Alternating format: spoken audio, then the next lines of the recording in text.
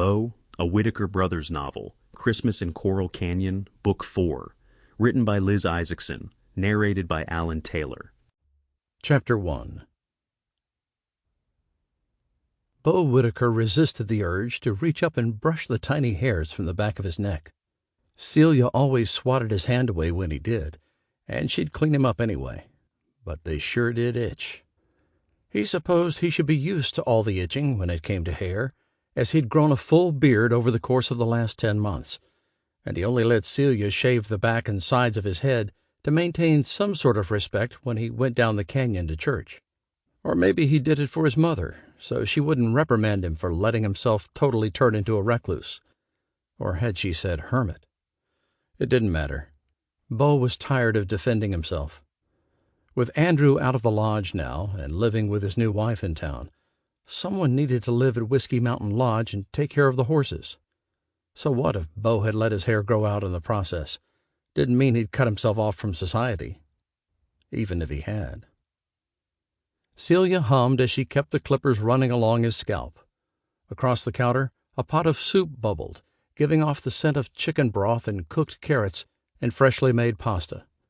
The only thing that could cover the mouth-watering smell of Celia's town-famous chicken noodle soup was the bread she served with it. The bowl holding the proofing dough set beside the stove, and Beau couldn't wait until his haircut was finished. Then he could get these itchy hairs off his neck, and Celia would start kneading and forming rolls. Once he showered and slicked some gel through his hair, the scent of freshly baked bread would fill this kitchen.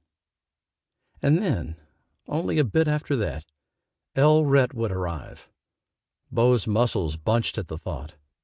He knew whoever had been emailing him these past few weeks had been using a pseudonym, as well as a brand-new email account. He wasn't even sure if he was meeting a man or a woman, which was why he had asked his oldest brother, Graham, to come to the lodge a few minutes before this Rhett person was set to arrive. Beau hoped the case would be worthwhile, as he hadn't done much but grow hair and ride horses for a few months now. At the same time, those two things had been exactly what he needed in his life, to soothe his ego and to calm his ragged soul. Somehow, sitting in church every week hadn't done that, as there were so many female eyes watching him. Filled with sympathy at what had happened with his last case, and the woman at the center of it, he'd let into his heart. He exhaled, wishing he could find all the pieces of his most vital organ, and held completely still while Celia finished his haircut. "There you go," she finally said, whipping the brush across his neck and ears. Sample complete. Ready to continue?